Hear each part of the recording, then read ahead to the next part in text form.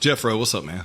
How are you doing today, brother? I'm good, man. I'm good. So, we met quite a few years ago, but I've never actually got to sit down with you longer than, hey, what's up? How you doing? Our I'm busy. chicken talk at the bar, pretty much. Yeah. I'm busy. You're busy. We got shit to do. So, yeah, man, I wanted to kind of get you on here and talk about all the things that, everything that's transpired from you starting out and you guys building this awesome brewery you have now that's, kind of growing into other areas. And then, your love for food and pizza and all the beer and all the things, man. So let's get into it. All right. Where do we begin? From the beginning, I guess, way back when you were a kid, I guess. Where do we go? So, grew up in Miami. Okay. And worked in sandwich shops, making Cuban food and stuff like that. That was like my addiction to food. And then was going to aviation school at the time. So I was going to go work on commercial airliners and all that. Yeah. During late 80s. I'm old. Pan Am and Eastern took a dump. My wife's parents worked for Eastern, so no one had jobs anymore. So I went to the Air Force. Did that, worked on F-15s, went on the F-22 program. From there, that took me to Tyndall Air Force Base, Panama City, Florida, and then did 11 and a half years there. Then went to Alaska, 8 and a half years there. Still cooked the whole time. And then from there, got stationed here, and I was like, get me out of this place. I'm retiring as soon as I can. That didn't work out too well, did it? Or did it? Yeah, I feel like it did. It did. So food is ingrained in me. I love it. I listened to one of your podcasts the other day where, I don't know, you got the barbecue thing going. Yeah. And it's just, people love food. Yeah, man, it's a good way for people to come together, just like drinking, food, good conversation. I feel like we were talking about that before the show. Like, you don't have good conversation or good ideas without some sort of stimuli. You know what I mean?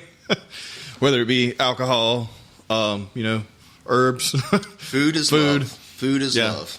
That's how you show love, with food. So you guys have created something that's not only a brewery, but a restaurant per se. Like, it's not so much just a brewery. I feel like when I hear Flying Heart Brewing, it's not, for me, it's pizza and beer, right? Or wings and beer. It's not beer. It's not craft beer. It's all that encompassed into one.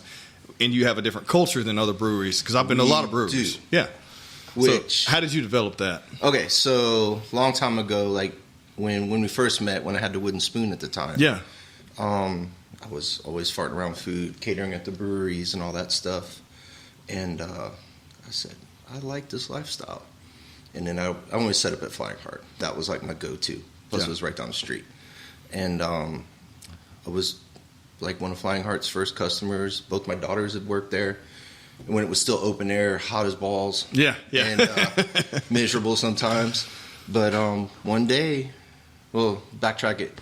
I was still in the Air Force, and I saw an article about them. So I went to the window. They were brewing that day, and I knocked on the window. Like, hey, can I come in? And that's where the friendship started. And I was brewing homebrew at the time, and we became really good friends.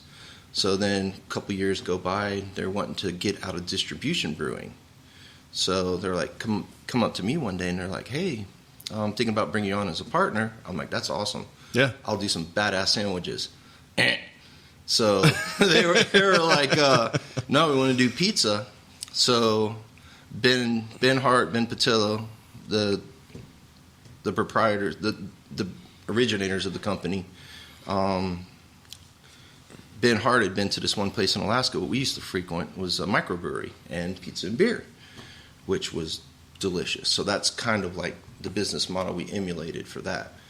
Well, so this is late 2016 when this was talked about. So when it was proposed, so then they're like, well, I got to get good on pizza. So every Sunday at my house was pizza day. I'd have different kinds of doughs and all that kind of stuff. Barbecue grill, we burnt so many grills up, but we have a pizza stone on top, pizza stone on bottom, and we just fire pizzas all day. Yeah. We had a crust bucket. The dogs loved it. We'd have like 15, 16 people at the house and critique forums. And they'd take a bite, write it down, and that was the process to getting where we were. One time my dad's visiting, and I got all these people over. We think we got all the recipes narrowed down. And my dad's in the kitchen. He's like, why the fuck are all these people saying bad things about your pizza. I said, no, this is trial and error. Yeah. And he was so pissed off until I told him about that. But then we launched the pizza place in August 2017. And it's just been gangbusters ever since. Yeah. Lots of trials and tribulations as well to follow. Yeah. I just feel like, and you guys, like, developing that taste, so you did a lot. You've done a lot of things with bread. like you've done a lot of things with bread. I don't eat bread, man. I love bread, but it don't like me. So gluten doesn't like me. But you guys have like amazing cauliflower pizza too, which is fucking phenomenal. Yes, it's phenomenal. How did you come up with that? Because I've had a lot of fucking cauliflower crust that tastes like asshole. So we attempted making it. We have a 120 quart mixer, big boy spiral mixer. So. Got this great idea. I'm going to go ahead and make my own cauliflower crust. Yeah. Save money. The stench from cauliflower, you could imagine. So it was like, at that point, we're like, no. So we had a good recipe we liked. Yeah. And outsourced it. So it's nice. So you don't have to, right, but you don't have to do it in-house. And you've seen the kitchen there. It is itty-bitty. You got to go outside to change your mind. Yeah. So at that point, like when we started growing, my youngest daughter, she helped me start the pizza place. Excuse me. So we hired a whole bunch of kids from Airline. It was like high school reunion pretty much. Yeah. Herding cats. And then we just made it work. First night we opened up, we sold 100 pizzas. We're like, we're going to be fucking rich. No, we got to pay food bill. So. Yeah. And then you also have the wings, man. Like I hear again, like I don't eat fried stuff either. No. So like, your shit is not fried. No, it's like anytime. baked. Yeah, right. Anytime you hear anybody saying something about wings, you think fried, covered in sauce. Right. You have wings that are, you can get them loaded with sauce, but you also have a dry rub, and they're all baked. Yeah. And they're not covered with breading. No, which is like the bread. Right, which is amazing. So it's like I can go there and eat and not a feel pizza. guilty. I can go there and have wings, which I normally do like every week. Yeah. And I feel great. Like I'm like, shit, I'm eating everything that, this is what you want to eat. Like you're drinking beer, you eat wings, you eat and pizza. You're not but I'm not, bloated. I'm not bloated. I'm not, I don't have that Carved unhealthy up. feeling. Like, and that's so rare to me because I've been all over the country and eaten a lot of places, and it's hard to find somewhere where you can get everything's all encompassed. You know what I mean? And you guys, dude, you have great beer. You have awesome. I love fucking, like, everyone knows I like tequila, but I do like a really good margarita. You guys have a margarita on tap. Yes. Like, where the fuck can you go where you get a margarita and you just walk up to the tap and pour it, and it's legit. Yeah. I like to add a little more tequila in mine just because Right. I like a heavy pour. But like as far as the taste, it's on point. Like I feel like everything you guys are doing is dialed in. And consistent. Yeah. Well, how does it work when I talk about the bread thing? Like, so you got into making sandwiches, and you had the wooden spoon, which is very successful. It seemed that way. You did it for a while, and everyone always talked about it, and your sandwiches were out of this world. That's what I ever heard. And then, like, transitioning from that business model to doing a different, I feel like your entire customer base has changed too, right? It has. Yeah. So when I retired after 23 years, I was like, I don't want a real job. Yeah. So I'm going to go work with the wife because she bought it right as when I met you. And I know that's probably, what, 2014? Yeah, something like that. It's been a while. Yeah. Yeah. And It had to be 2015. 2015, okay. Probably, because we were just starting. Yeah. In And I was 2015. demilitarizing. Yeah. So my poor wife, I'm surprised she didn't kill me. But it was like you work with your wife all day and go home when you talk about nothing because you were there all day. Yeah. So I had to work through a lot of mental issues. Like, it was weird because once you get out of the Air Force or the military in general, you don't have no one taking care of, you got to go to an appointment, this, that, whatever. So I had to do a lot of soul searching to reinvent myself. Yeah. And once that happened, I got on the right mindset to do what I need to do. Yeah. And always evolving, but sorry, I went off a tangent. No, you're there. good, dude. Like that's what this thing's about. We got plenty of time to do that for sure today. But I think it's just cool what you guys are doing. We talk about military. So, how long were you in the military? 23. 23 years, and you started in Florida, and you moved. You said to Alaska, and then here. So 3 bases. Everyone's going to laugh, but it was my career field I was in. Yeah, it locked me down. Right. So everyone laughed. Why? Because they typically would move more. Oh God, Yeah, that's what you see a lot. Like every 2 or 3 years, they're going somewhere else. But it depends on. So you were just in aviation, and what were you doing in aviation? Jet engines. Jet engines. So that like is, mechanics. Yes. Okay, cool. So you covered can in jet fuel, oil, 24/7. Right. So you're a gearhead. Yeah. I mean, that's what I'm talking about. You like to cook and you're a gearhead. Yeah. I love it. I love it. So Alaska, tell me about Alaska because I've never been. I know some people. I've had some people on the podcast that are Tana Grinda and her husband. They actually live. They're implants. They live in Alaska now, and they're in Bristol Bay, and they fly to hunt. So they'll take their little plane and fly, shoot a fucking moose, and then like field dress it and put it in the plane and fly it back. Yeah, some wild shit. But hopefully on one trip. Yeah, I don't know, man. I don't know. I'm sure it's more than one. I don't know, but yeah. So tell me about Alaska, man. So that when we moved up there, never seen snow in my life. Okay, Floridian for 31 years. Yeah. So drove up there, middle of winter, pulling my '69 Camaro, just got painted. That thing got destroyed all the way up there. Rock chips, but get up there and houses were ridiculous. Like it was just astronomical compared to the States. So we get a house, we move into this guy, my neighbor, Barry. He was Mr. Alaska. Not in a weightlifting sense, but knew everything, the ins and outs. Right. And that was like the best tour guide for 8.5 years. First time I rode a snow machine, middle of summer, hot at 70 degrees across the lake. I mean, it's just one thing after another. And it was just, the fishing was unreal. The winters, after Christmas, you're like, all right, you can go away now. Yeah. Because it's like a high of 2 degrees for like a week. And everyone says this. Everyone always says this, too. It's like it's a different cold. It's a drier cold. It's not a wet. It's still cold as fuck. Oh, that snow we had here a couple years ago, that was like normal. Right. I was in heaven. Right. Then it melted and I was happier. Yeah. So you like the heat. You like the sun. Yeah. Yeah. But no, I've heard a lot of things about Alaska. I've always wanted. We're definitely going to visit hopefully in the next couple of years. But like, it's just a different world. It is. Like, so what were you guys doing up there? Like, is that just you? There was a station there, and you just were taking care of this. I mean, is that like a jump zone? Like, they're stationed there so they can reach somewhere else. Not really. Quicker? How's that work? Well, yes, because you got your top coverage. So you want to fly from here to here, you go over there, and it cuts the distance in half. So strategically, it makes sense. Okay, cool. But I'm a beer and pizza guy now. Yeah, well, let's get on some of this tequila, man, if you want some.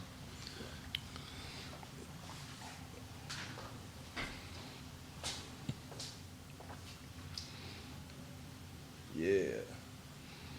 All right, so beer and pizza. We'll go back to that. All right. What's your favorite beer? Style-wise, it is a Hefeweizen. Okay. I don't know shit about beer, so educate me. So, say your Blue Moons. Yeah. That style of beer, where Blue Moon's very Americanized. It's more clovey, more banana kind of notes to it, and real thick. Not real thick, but I guess like your hazy IPAs, that kind of consistency and thickness. Okay. Now, or cloudiness, let's say that.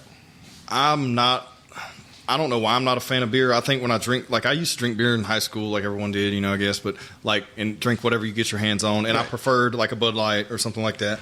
And as I got older, and your guys is one of the first breweries around where we're at here. Yeah. And, like trying stuff like that. Like I can't drink something that's really, really hoppy. As soon as I put it in my mouth, I immediately get like acid reflux and heartburn. Yes. Like, boom, like immediately. So and it's just my build. It just is what it is. So I always, when I hear people talk about that, I'm just like, oh, fuck, I can't drink that shit, But I have had some barrel-aged, like tequila barrel-aged beers that were amazing. The real dark, I would never drink a dark beer, but something happens when they're in that barrel to makes it where I can actually ingest it and enjoy it, and I don't know what it is. But it's the same thing for tequila, too. Cheers, sir. Cheers, brother. Shooting the whole thing? Mm-mm. We'll sip this stuff. It's good. We'll sip it. Oh, it is good. Yeah, it's good stuff. Really good. Yeah. So, Chase Generones, I can't say it, but anyways, yeah. You guys listen to Tequila Talk if you want to hear correct pronunciation of that. When Jose's here. Yeah, when Jose and Ben are here, they can. But yeah, man. So like, that's your favorite style of beer, and what is distinct about you guys versus any other brewery when it comes to your beer? You know, when I was in Alaska, not to go back to that. No, let's do it. I love talking about it. I went to IPA. I took it to the max. Like, the most hoppiest beer you can. What year was this? This is from 2003 to 11. So this is not, breweries aren't prevalent yet. Not here. Right. Not where we're Up at. there, No, where you yeah. could be on a snowmobile, and there's a little bed and breakfast on the side of the river. They got a little microbrewery. Oh, really? So it's they were everywhere up there. Gas stations had growler fills. Okay. So it was it was a good atmosphere to be in, or a good environment to be in if you're a beer person. Yeah. So it was real support. Everyone homebrewed up there. Okay. Then I started when I got down here. Okay. So what did you say? What would you say? That sorry I didn't go off there, but what did you say about like yours? What separates you guys, or what makes you different? So I think our beer, we're not hop heads. Yeah. And there's nothing wrong with that. Like, sometimes I do want an IPA, but And you'll have to explain to some people who have no clue what you're talking about. What's an IPA? So India Pale Ale. Okay. So the history on that's when Britain, England, whatever you want to call it, was going down to India. They'd have to cross the Horn or go down South Africa, where their beers were spoiling. So hops are a natural preservative. Mm-hmm. And they would hop the beer up so it would make it all the way to India. Okay. And that's where that style of beer I always came wondered from. why they said Indian Pale Ale, so Yeah. that makes sense. Okay. So that's where it came from. Okay. So Okay. there's so many beer styles, it's not even funny. Yeah. New beer styles every day. Yeah. But back to like what makes our beer different, I would say it's more, we just got a variety. When we got your hops covered, we got your dark beers covered, we got your light beers covered. Like, so if someone, You have a really good selection of light beers, and Yeah. you always have like a good couple of ciders too. Yes, Which I think is great and our because souring program's pretty decent Yeah. as well. explain how that works because I have no clue. I'm not the souring guy. You're not the sour guy. But like after I got off of IPAs, I started going down the sour track. Yeah. And that's, you can only drink a little bit because you're gonna get heartburn. Yeah. For me, at least at level 50. Yeah. I think that I just think it's interesting how you have a wide selection, but you always seem to like a lot of times you go to a brewery and you just can't drink anything. Like you'll get a flight and you're like, okay, I'm going to try everything. 'Cause that's what Right. most people do if they're running around hopping breweries, and they'll have a flight and they'll find that one beer in there that's tolerable, but it may not be something that. What I always think people make the mistake of is they walk in thinking that it's going to be something like this is the worst too in this area. They're looking for something like a Miller Lite or Michelob Ultra. Yeah. You're not necessarily find that in a craft beer. You're going to have a distinctive taste that's different. But I feel like you guys have a well-rounded, artillery basically of what you can offer. It works for us because say the one of the biggest reasons we got out of distribution in the early days and converted to a restaurant. So you don't like beer. Yeah. Say he don't like beer. Well, we got you covered because now we have a full bar. Yeah. We're not seen as a brewery as far as a distribution brewery. So we have options we can give you.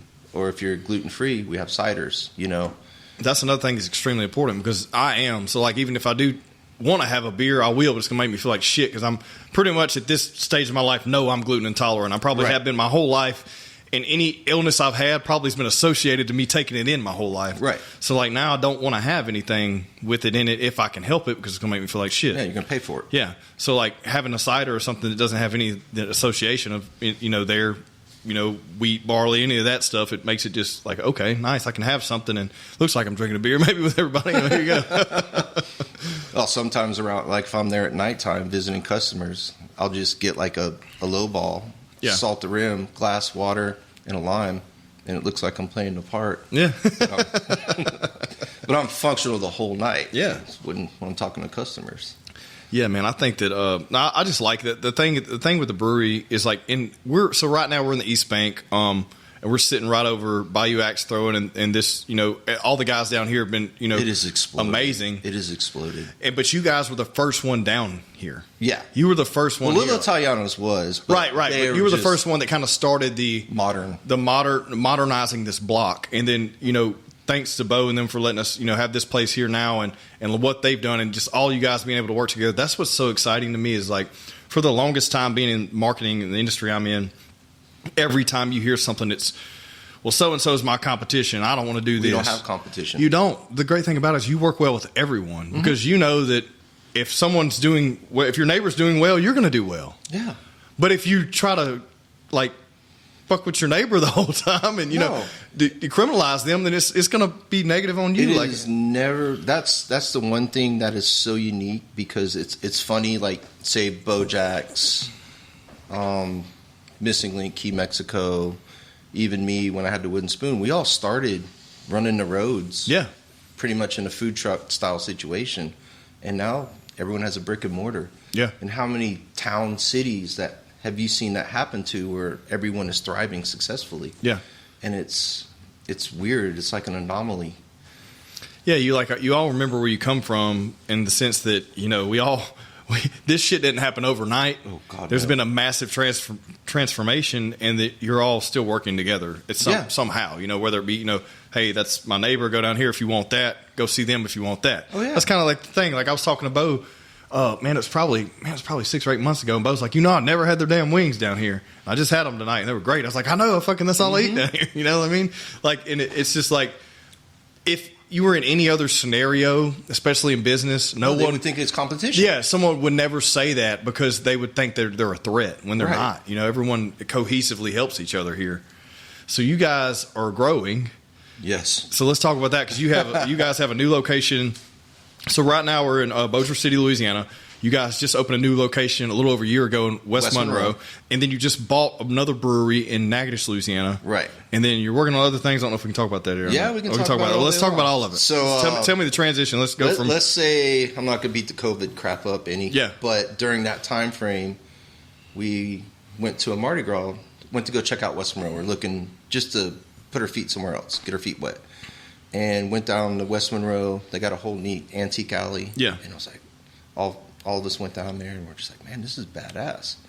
So we're looking at land, looking at buildings, and it was like we saw this plot of land right on the river. And the mayor was out there that day, and then we went and met with the mayor a week later or something. And they got a big old whiteboard, and it's like what they want to do, their little spreadsheet, whatever not. And at top of it was brewery. And we're like, this is where we're going. Yep. So we built that place from the ground up. And Benji Dumas, good friends of mine. Oh, your contractor. That's my boy, man. He did us right. Yeah. And then we got educated real quickly on our capabilities and our stamina. Yeah. Building a brewery from the ground up. And we went high tech on that kitchen. Everything state of the art, efficient. I mean, less people, more product. I mean, it's crazy. And then one day, it was January, people from Cane River came and talked to us. And we thought it was a consulting gig. And they said, no, we want to turn it into a Flying Heart. And we're like, that was not in our plan. Yeah. So got the ball rolling probably March, built out a whole kitchen, and made this turn it into a legitimate restaurant, because before it was just a brewery, like other which is awesome. They're great, but for that area, I think it's amazing what you guys. We were talking about that earlier too. Like you guys being there, I think it was the right move, right? Because they came out of, they built the brewery, and then it wasn't sustainable apparently, or it was, but saw better options, and then you come in and bring your model, right? Instead of just saying, okay, jumping into a market without knowing anything. Right. You're stepping into a market that says, okay, here's how many, here's what our capabilities are. This is what we can brew. And then, turning your business model and, basically implanting your business model into proof of concept. Right, exactly. And I think that's awesome. And I think it's awesome for that area. That area, it's so funny. That area is very historical to this state, right? Everyone knows that's in central Louisiana. I wouldn't say South Louisiana, but central Louisiana, North Louisiana knows Natchitoches, Louisiana, for just the festivities of what they do around the holidays and stuff like that, and then films being, and then film there, and then like the historical district and all that. Like they love that little town, but that town has not grown. That town has not grown in 20 years. It's kind of stagnant. Right. But it has amazing culture. Yes. And so I think it's awesome that you guys are, moving there and kind of, highlighting what you have for that area because no one's done it. It's like the same thing's been there. Same people have been down there doing the same things. They're slowly growing, but I feel like the population was like X amount 30 years ago. And and the only reason why I'm saying this is because I looked at starting to do some work down there, and we went and did an event down there one time, and we didn't have that great of a result because we didn't know a lot of people. Some of my family lives there, but still, like, business-wise, we were like, I don't know if we should do anything down here. But I was like, well, I'm going to take the chance. And I started talking to the people, and they're like, we don't do anything because nobody comes. I'm like, well, that's just the wrong mentality to have. Because build it, they'll come. Right. And that's what I think is great, because I think that now you have something that a tap room's awesome, but what you have now is an area where people can come all day long. If they want to just come have lunch and leave, if they want to come and hang out and have a bar experience, if they want to come and have a beer lunch or a late lunch meeting, need to have a beer, business meeting, whatever it may be, or bring your family there for dinner. And it's the same thing for any of your areas, but I think that location more than anything needed what you guys have to offer. And I think it's awesome. I get excited about talking about it because I grew up going down. My dad lives there and my stepmother, and I grew up going down there every other weekend, and I hated it because there's nothing to do. No. There's nothing to do. Walmart, Super One. That's it. And the thing is, like, a few restaurants, but they're like bar and grill, like it. And then I don't know, it just like there wasn't a lot to do. Like now you have somewhere where you can go. You can go. The whole family can go and enjoy it on the weekends, or like I said, multiple different. I'm your salesman today. Like I has parking. Exciting. Yeah, it has a shitload of parking. It's like an old cotton gin meal or something, right? Yeah, that's awesome. It was a feat for sure. Yeah. So what do you guys? So what's next? Because I know you're looking at like possibly franchise. I don't know what y'all can talk about. But what's next? It's all on the table. Okay. But looking at we're breaking ground in Georgetown, Texas. Okay. And then Austin area, a little bit north. Nice. And that's going to be our model for franchising. Okay. So that's the direction we're headed. And basically get that going, then look at Galveston. Then that'll be like the mailbox money store. Yeah, well, see, Galveston's not.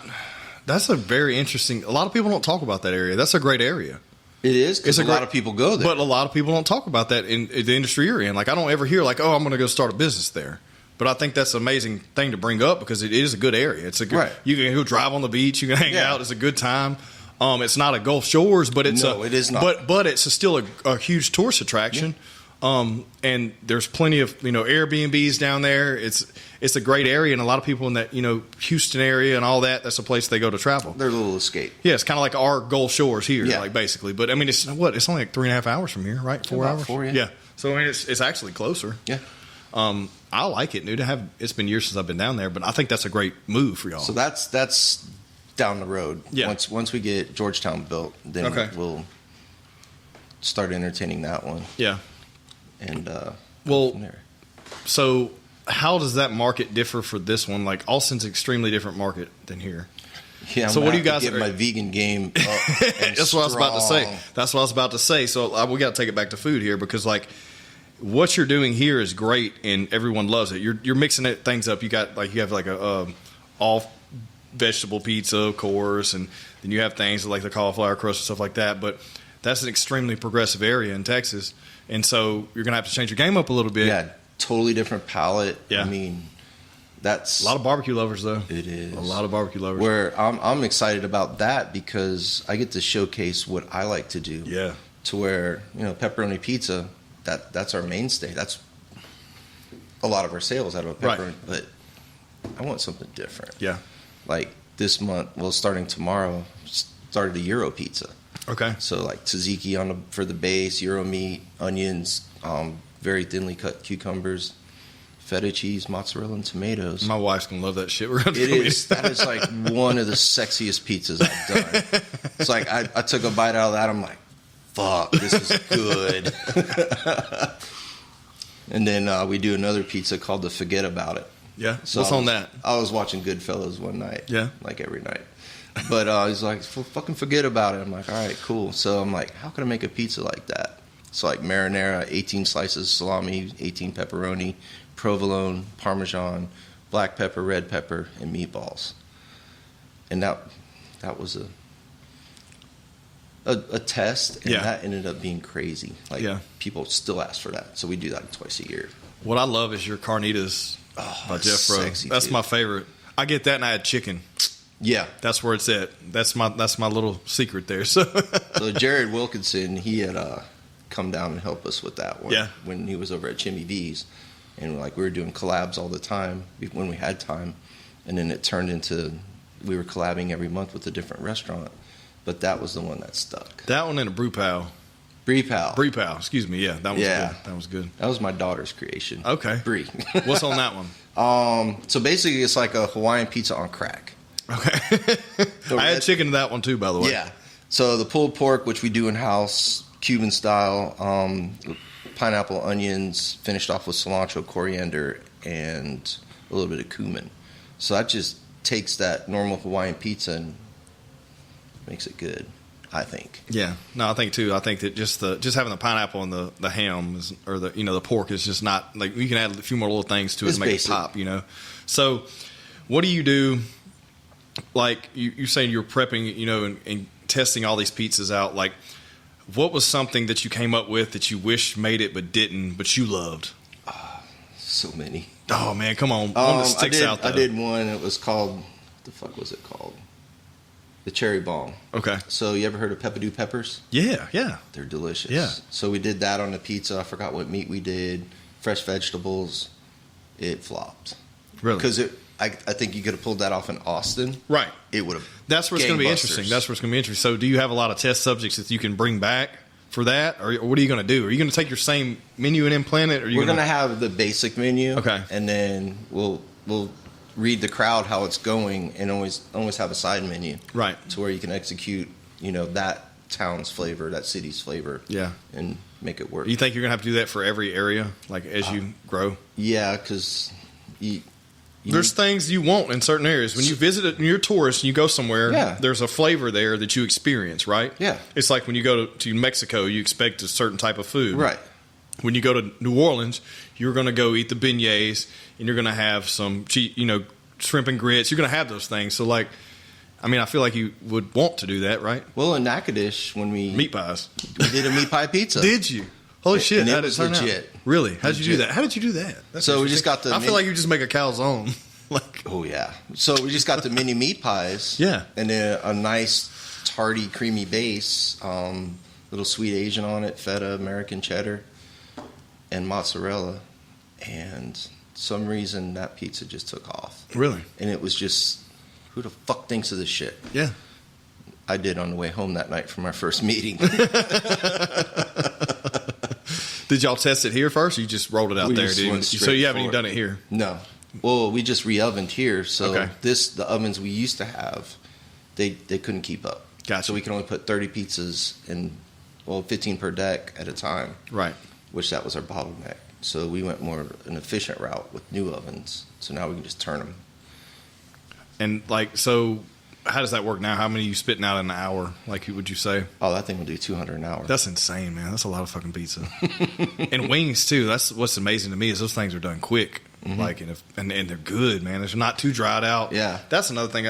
I guess we're just gonna talk about food this whole time. I don't care. I don't But, care. That's all I love. I feel like that. I'm the biggest foodie ever, which I critique my own shit. So I do a lot of barbecue. You've had some of it. We talked about it.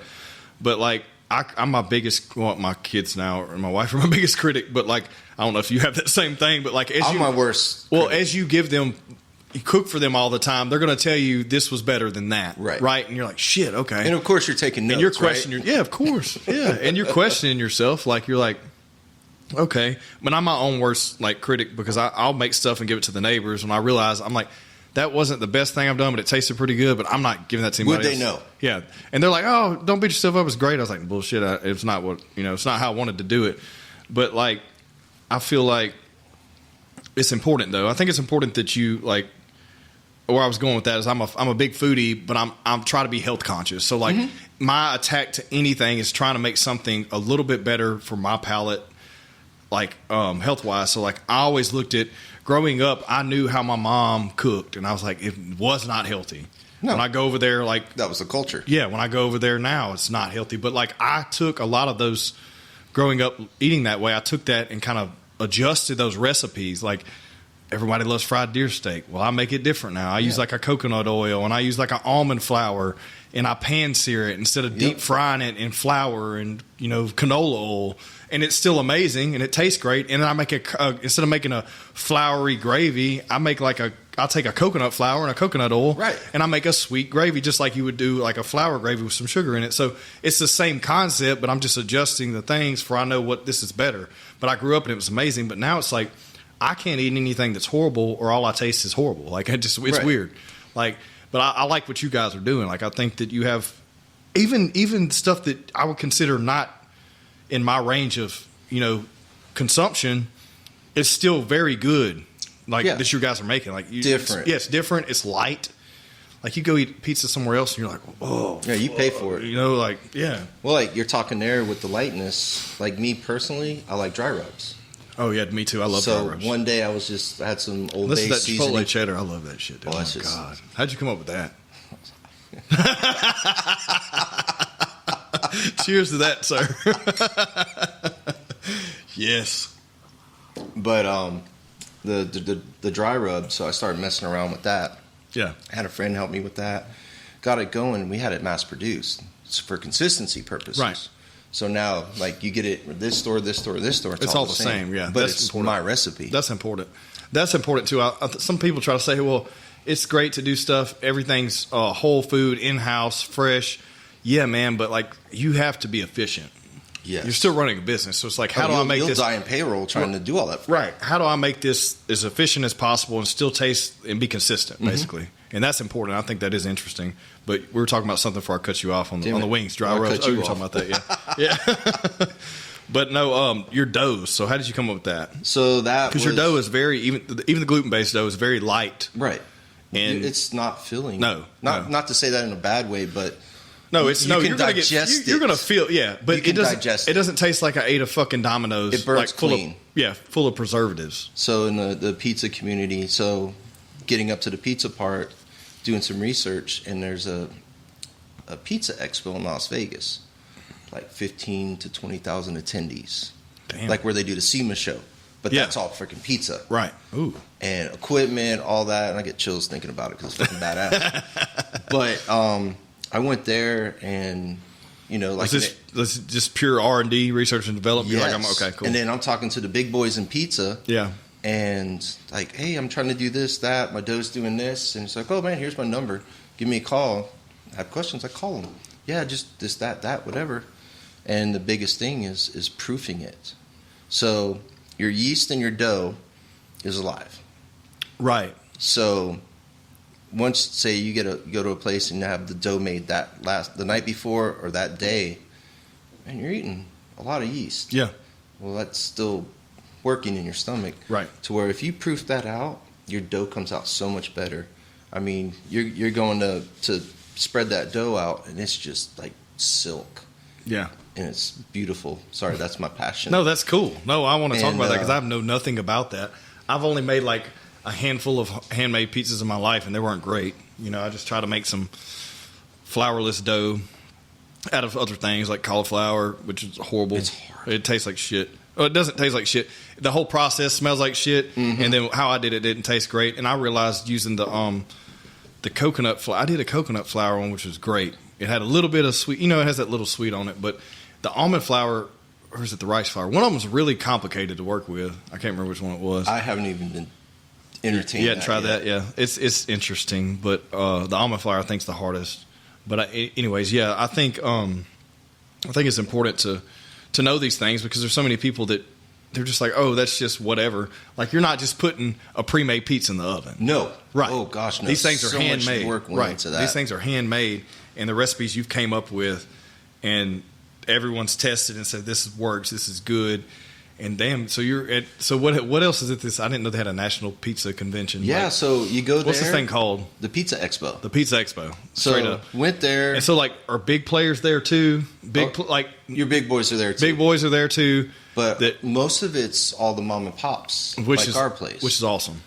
So they got like all these meet and greets after the expo's over in the evenings, and it's like you just sit there and bullshit with people in the industry. Hey, what are your problems? What are my problems? And it's kind of like going to a bar. Right. The whole world would be so much better if everyone went to a bar and talked. Get off your goddamn phones and freaking talk. I agree. And I learned so much, like how to make my sauce. YouTube, the biggest help ever. Really? So YouTube. Oh man, just refining my sauce. Like our sauce is so simple that it's simply good. So you went too extra at first, and you had to tone it down? So like I don't like heartburn. Me either. So a lot of sauces have tomato paste in it. A lot of tomato paste is extremely acidic. Yes. Yeah. And it's so like dark red. Yep. No, I want that nice bright red. Okay. So we just use Roma tomatoes, salt, oil, and basil. That's really? it. That's it. Let the oven cook it. Don't cook it before. Right. Then it breaks down. You're not dealing with a sauce that you're stirring that's real thick. Freaking We're not red talking gravy. we're not talking about a sweet Italian recipe. Yeah. But my sauce is more like a Napoli style sauce. Yeah. Like your traditional, like from Italy. And I love that sauce. Yeah. Just simple. So when they approached you with pizza, they said, this is what we want to do. We want to do this with you, but we want pizza. Had you done some pizza there at all? Negative. So they just said, hopefully, if this guy can make sandwiches, he can make pizza. Yeah. Did you freak the fuck out? He's like, oh shit. So they came to my house. We're all just hanging out, drinking beer. Everyone's wife's over, and we're just bullshitting. And they brought it up. I'm like, looked at my wife. I'm like, what the fuck? This is real. So then that was my job. Yeah. I quit working with the wife and then just worked on refining the recipes. Yeah. And then got it to where it is now. I'm very happy. You're never going to be finished with your quest. Right. You're always looking to improve. What do you think? I feel like you have the model down, like you guys do. Are you going to add anything here?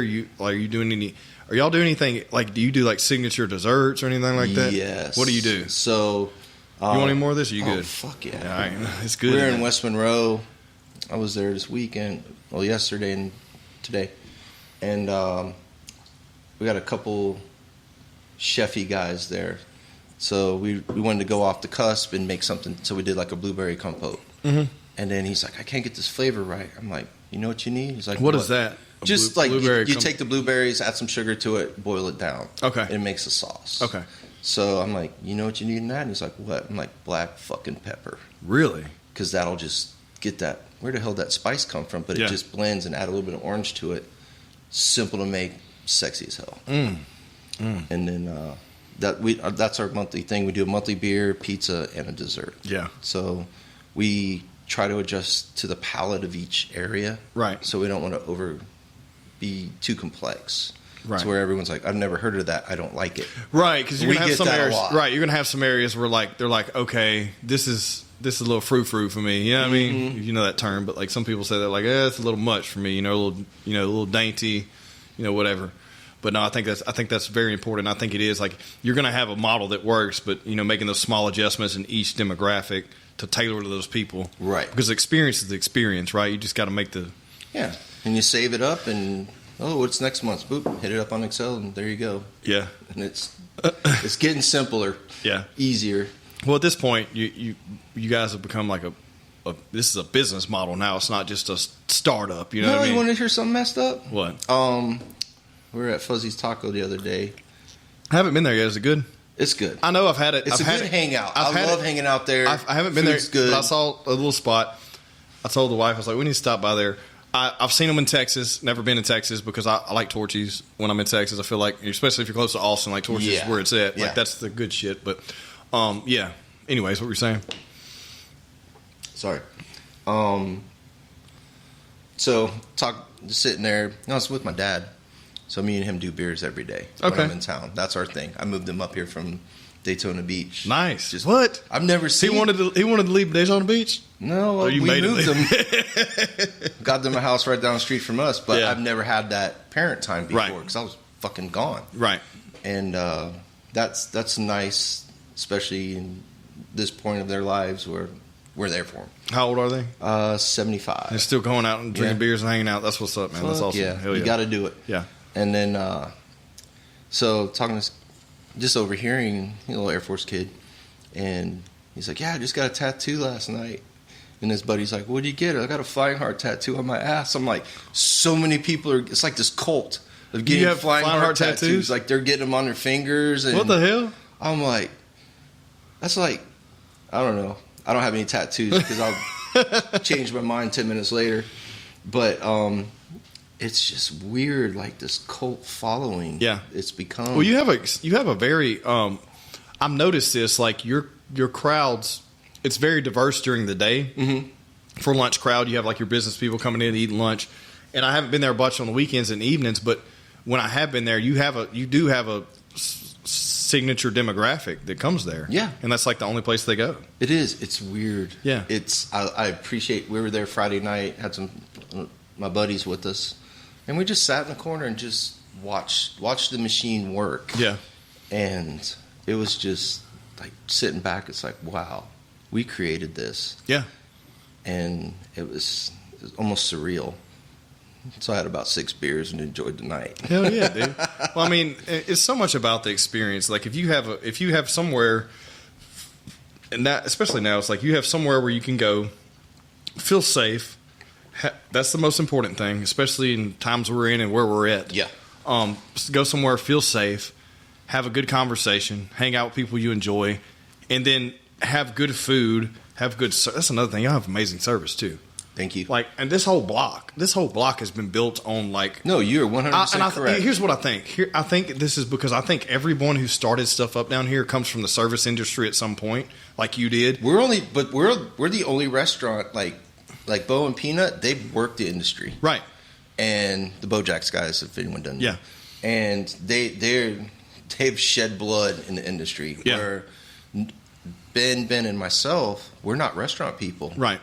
And it's odd because we come at it at a different angle, yeah, than a lot of other places.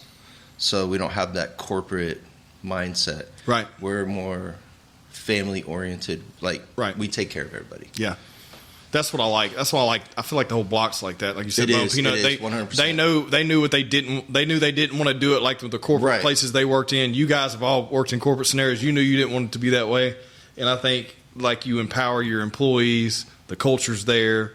Everyone can hang out, have a good time. You know what I mean? Well, like what was said in the beginning when we converted to a restaurant was we want to make a place that we want to hang out in. Right. That's a very good point. Or most people dread going to work. Right. Haven't had that problem. That's a good point. Like I was just having that conversation downstairs with Braden. Like if you love what you do, yeah, like double down on it. Yeah. Don't go anywhere. Don't look for greener grass because if you're loving it and you're doing it the right way, why not keep doing it? Yeah. You know what I mean? Especially if you're in an environment where people respect you and they treat you well and they like you. And you don't dread walking in the door. But there's so many people, they hate it, man. They hate what they do every day. I know. They need to leave. Yeah, I know. But it's hard, man. It really is. Like, it's easy for us to say that, and people talk about that, but it is hard to do something. There's so much on someone's back, right? If they're in a job where they're like, okay, I need to find a position, but I've been in this position so long, and in 5 years I can retire. But I had an offer, but it's scary because then I have to change. It would be almost a lateral move, but the stress wouldn't be there. And I don't hate Karen that works with me there, you know, like, and all these things. It's like, it is hard, man. It's hard to think about. I could see where so many people get complacent and they don't. Well, it's scary too. Yeah, it is scary. It is but like, scary dude, to open up a business. Here's the fucking thing. Like, you know why it's scary? Because it's important. If it didn't scare you, you know what I mean? It doesn't mean shit to you. It means something to you. It's the unknown. Yeah, it means something, though. It's like, this scares the shit out of you. It's probably because it means something to you. Right. You're like, if you don't give a shit, then you're not going to be as scared. No, and you can go to restaurants, not on this street, but you'll go to some restaurants, and you can tell they don't give a shit. Oh, dude. Like, you can go to most places. Yeah. And it's like, the service is horrible. The food's overpriced. Here's your ticket. Thanks. Yeah. Bye. Yeah. The food's overpriced. Like, I don't know. I feel like that. I don't know, man. I have no problem paying anyone down here on this block 20% or more anytime I'm getting served. Whether it's a bartender, whether it's a $5 snack, I don't give a shit what it is. Like, I have no problem. I don't think I've ever had a problem with that. Anywhere else, sometimes I have a problem with that. Yeah. Like, I'm like, nah. You know what I mean? But, I get it. Like, people are in positions that they don't enjoy, and they're just trying to make ends meet. But, like, there's people, there don't have to be. There are people like you guys that are creating atmospheres where people enjoy going to. Well, with that being said, like, my favorite thing to do, you see me doing it when you're over. Yeah. I get a beer and talk to customers. Exactly, and I think that's very Hang important. out. It's kind of like that old school Italian restaurant feel. Right. You know, when you go to the old school Italian restaurant where the owner's there, he's been there Fucking 30 Guido's years. there. Hey, And what then, the fuck? and then everyone knows him. It's like, hey man, everyone knows the old man, you know, that runs the place, and he talks to everybody and checks on. I think that's extremely important. It is. That and it's the makes same- that connection. Yeah, I think it's important because you're giving someone your money, right? And a lot of people are very entitled. They're like, I paid X amount for this, I deserve this. And in some ways, you're right. You know what I mean? Like if you go somewhere and you pay for something, you expect some type of experience tied to that, right? Right. Right. Okay, so if you go to CC's Pizza and you get your three You know what pizzas you're for getting $10, into. you know what you're getting, Yeah. right? But if you go somewhere and you're like, okay, I'm going to pay a little bit more, but I know what I'm getting for it. It's experiences. And it's like, okay, all this went into this, you know? And I think that's important. I think people lose sight of that sometimes. You know what I mean? Well, yeah, the funny thing is, like, you know, our pizzas, I think they're very reasonably priced for what they are. Yeah, I don't even know what your prices are, but that's how I know they're not too bad. Because Yeah, it doesn't matter. I can tell you what a steak costs Shot somewhere of that tequila costs more than exactly a damn pizza. Exactly. I can tell you someplace and the value, you know, and the qualities in them, you know. That is really good It's tequila. good, isn't it? Like I feel like you guys have that on your shelf. I think I've had it there. You need to check it out. But it's this. Okay, so we're gonna get tequila nerdy on you. So you've been on Pizza Nerd. Okay, so here's some few things I have. I'm still not the aficionado, but I'm pretty well versed in these. I've had quite a bit of tequila on this podcast and off this podcast. An añejo is something that's aged in whiskey barrels. Of course, you have a blanco, which is your straight up silver, and you may know all these things. You have a reposado, which is aged short. You know, Okay. and then you have a añejo who is aged at least a year, I believe, or longer. Well, then they triple filter it a lot of times with charcoal or something, and they make the añejo cristalino. And this shit right here, for some reason, I keep going back to. I love all tequilas, but it's something about you get that barrel aged taste, but then it's so smooth, and Yeah. it has those notes of like something sweet on the end. Right. And it's like I'm now getting into whiskey.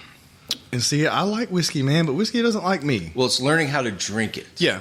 It's not that I'm not that mad drunk or anything, but it's just my stomach. I think it's something to do with the gluten thing over the years, you know, and how it's made.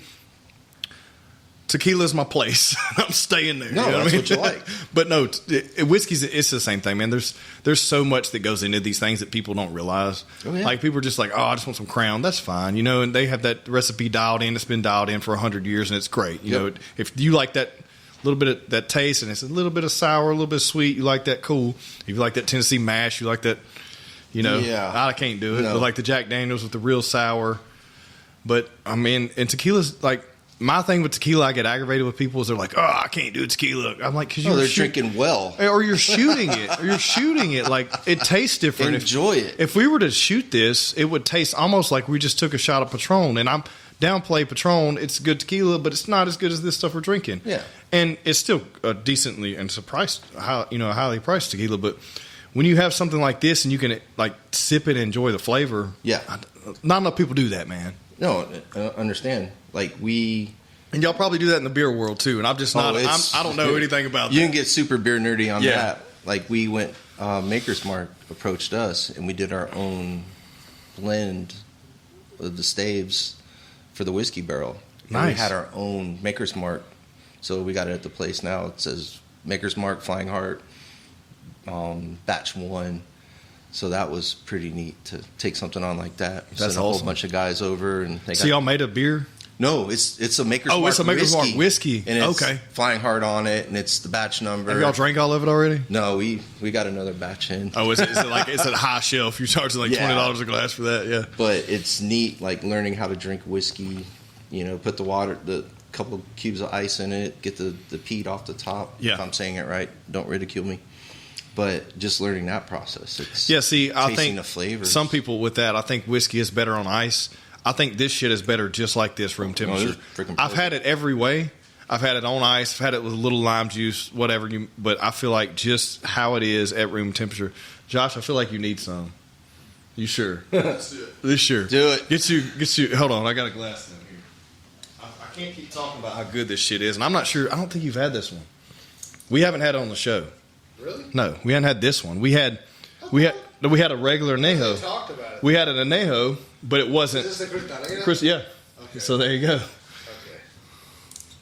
You hear my fucking... Yeah, he's got the dialect there. He's got the dialect. You need a little more. You good? I'll finish this up and catch All up right. with you. Okay. Now this is gonna be my last hoorah. I still got to work out later. Okay. You see what I'm saying? It's different. Yeah. It's different. It's good. So, But anyways, funny thing, like when I got stationed here, there was no breweries at all.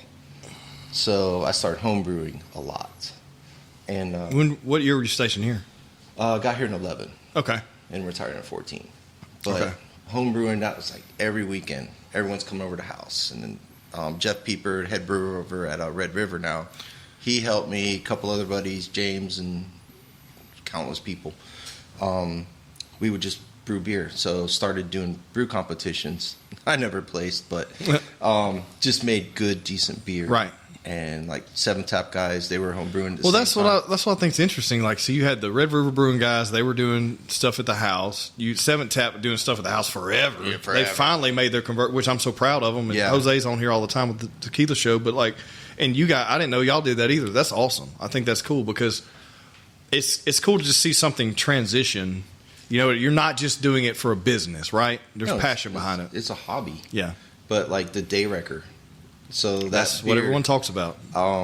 Started out in my garage. It was funny. It was a nice, cool August day in Louisiana. 98 degrees, Yeah, something like that. humidity about 68%. Yeah, right. And got my brew rig going, and I had a batch of day wrecker made already. So we're just drinking on that, me and my neighbor across the street. And we're getting fucked up. And then making beer, drinking beer in the garage, hot as balls. And his wife calls, needs to go to take the kids to ball practice. Oh shit! So she calls, he gets up, he's like, oh shit. Boom, boom. At this time, the beer was like 8%. Right. Drinks like a Miller Lite. And he stumbles across, his wife calls like, Jeff, what the fuck did you give him? You wrecked his whole day. And my wife looks at me and it's like, ooh, that's called the day wrecker now. Yeah. And then that's where that started from. And then we put it on the big system. The beer was never meant to be taken serious from the beginning. And it's become our best seller. What is it? What's the percentage? 10-2. 10-2. Shit. And it drinks like a Miller Lite. Uh-huh. That's the only one. It's scary. Yeah, because I remember we had a meeting and you had I two. never really drink beer. Yeah. So that's why I feel like I need to try it, and I'll try it one day. Because It's- my thing is, if I'm going to drink a beer, I want this effect.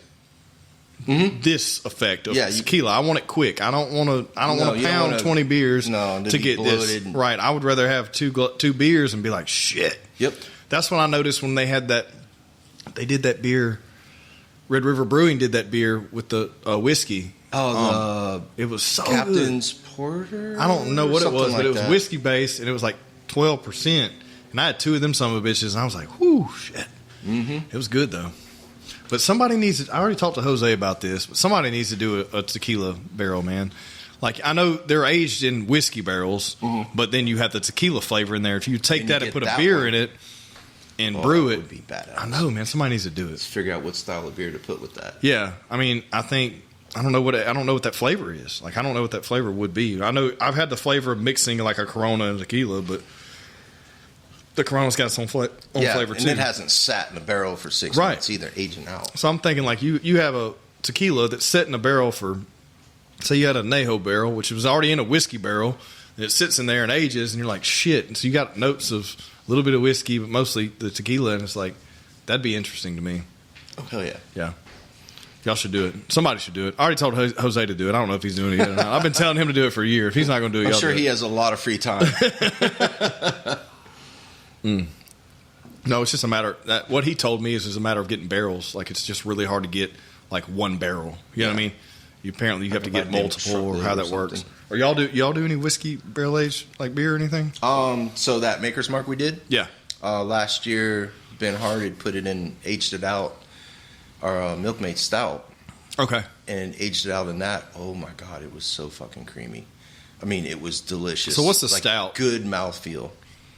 What's a stout? What is that? Dark beer. Dark beer. So like an IPA is your lighter beer. Yeah. Well, you can do a black IPA. you So can do a what's the red real IPA. hoppy one? So that's an IPA. That's an IPA, but it's just real hoppy IPA. Yeah. So it's just the amount and the type of hop. Oh yeah, because it's the whole Indian pale. You okay, can go yeah, so neutral. It's got to have hops in it. Okay. Say like like a normal, just everyday lager. Because I feel like every time I have one of those, it's like a grapefruit taste Yeah. to me. That's what I always get. I'm like, it And, tastes like and grapefruit. sometimes I want an IPA, and sometimes I don't. Yeah. I just want to drink my little beers and get in my boat and go. And so the stout's the real, like, what's that one? Me and Jared Bevel did a podcast fucking probably almost 2 years ago. You know Jared from Red River. We did the Dragon's Milk. Oh. Is that a stout? Yes. Okay. I enjoyed Milk it. stout. I enjoyed it because it was really strong. Like, and so me and him shared a 6-pack and we got fucked up. Oh, yeah. Or a 4-pack, or maybe we had 2 4. I don't know. But we got half lit, you know, and I'm like, okay, I can do that, you know, but I just can't pound. But that's why what's exciting to me Well, about it's a the- sipper. It's Yeah. a sipper. You're not drinking that like a Miller Lite. But how we grew up, that's what I think. Like, Right. people drinking beer all day long, you know. That's so not like the that's right not way to taste a beer, you get a nose of it, get what's going on in the beer, put it down, exhale, and put a little bit on your tongue and breathe over it. That will let the flavor profile just burst in your mouth, and then you can see what the beer is about from the front end taste to the back end taste. Mm-hmm. And then that's like whenever I try a beer, it's a process. Like people looking at you like, what the hell's wrong with you? But that's how you know how the beer is going to be. And it's like once you taste a beer like that, next time you're over, we'll throw a couple in your face. Just take a little sip, Yeah. and you'll see what I'm talking about. Yeah, I mean, I'm willing to do that. I just can't pound them, man. Too old for that. Oh man. So what's brewing, man? What's next? What's next?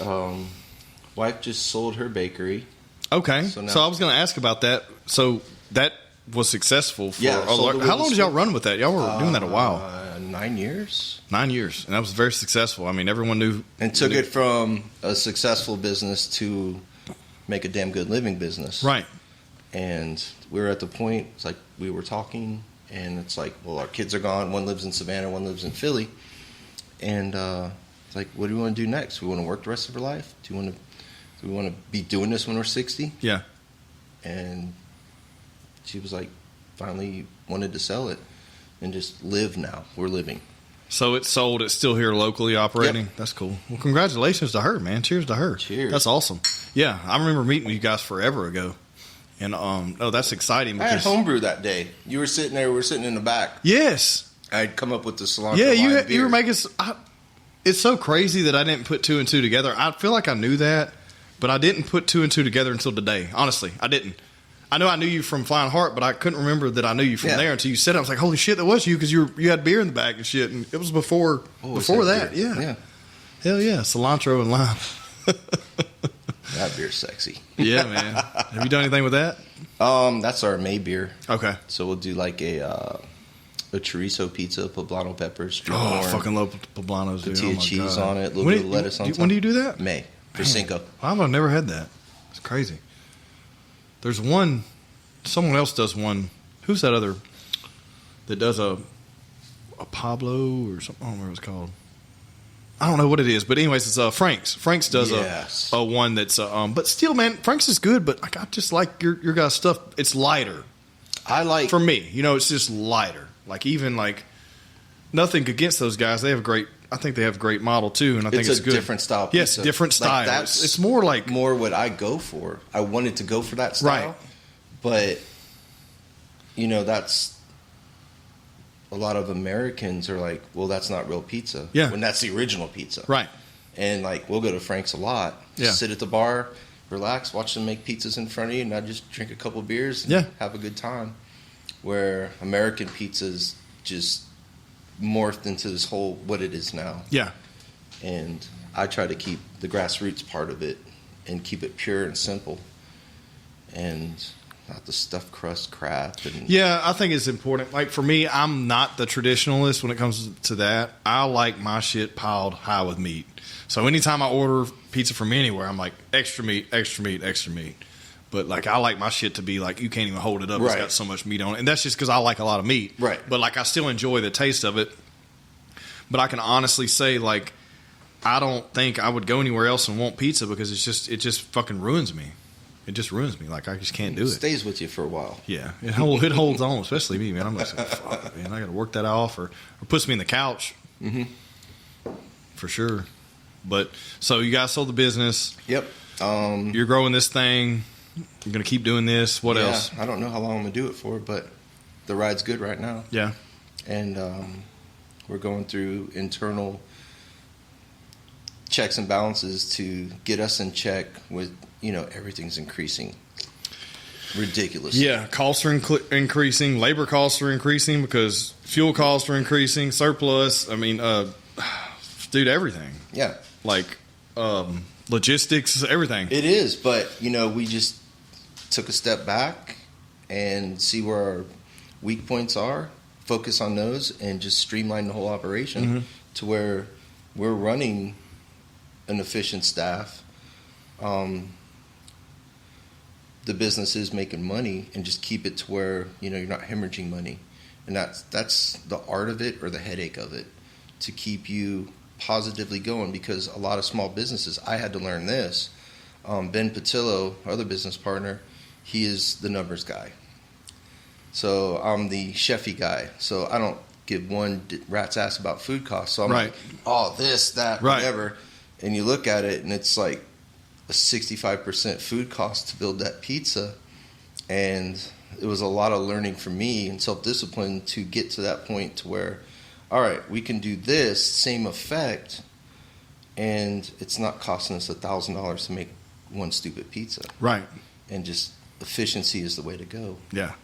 I think it's important to realize too. I think so many people never grow to their potential because they're stuck in that one location mindset, and they never grow. I mean, yeah, they have a successful business, but they never reach their potential because they don't look at all those things. And that's another thing. I think that's another thing with this block, man. You guys are all doing unreal. that. This is the anomaly. This is. I swear to God, I've never in my life been somewhere where there's X amount of businesses all together that are doing the right shit. And we're all going through the same shit too. Yeah. I mean, it's employees. It's the whole thing. Supply issues, but we all work together so well, and I don't think you would find that anywhere else. No, me either. I think it's a good gig, Crazy. man. And y'all think y'all are always going to have this place here? Yeah. Yeah, not going anywhere. No. The mothership is staying. It is. That's good to hear, man. It's got such good bones. You walk in there, and it's grown. All three of our stores are slowly grows. Totally different mindsets or atmospheres, I would say. But I don't know. This is my favorite. I haven't been started here. I haven't been to West Monroe yet. I need to go check that. I mean, the bar is 30 foot long. No, yeah, you told me that. We need to go. I'm not over that way anymore. I know where it's at in Natchez. Hadn't been to that location, but I know where it's at. But I want to go check the West Monroe out just because I know Benji built it. I'm like, oh man, I got to go check this shit out. I need to hit him up one day and say, let's go over here, motherfucker. If he's not hunting or fishing. Yeah. Oh, he'll drink all your Grey Goose if he eats this shit. Well, man, let's wrap this thing up, dude. All right, brother. I've enjoyed this time. This has been awesome. Yeah. Anything you any last plugs or anything you want to mention? Like, support your local businesses. Yeah. Yeah. I couldn't agree more. I mean, I think that if it wasn't for what this block is doing, this podcast right here wouldn't be where it's at. Well, right. Like, what you get out of supporting a local business is that kids' baseball team, their soccer team, or whatever, we're the ones that support all that stuff. Yeah. And corporations, they were making money. Yeah. But you keep it homegrown. A couple weeks ago, we were in Target, and it's mom and dad, little young couple, little 9-year-old kid or something. It's like, dad's like, where do you want to go to dinner? He's like, I want a pepperoni pizza from Flying Heart. When that happens, it's like, you're set. I'm going to get that kid a Domino's. fucking tattoo. Yeah, not Domino's. We'll get that kid a tattoo. Hell yeah, man. Well, cheers, bro. Cheers, I appreciate brother. it. Great time today. Good times. Yes, sir. Thank you.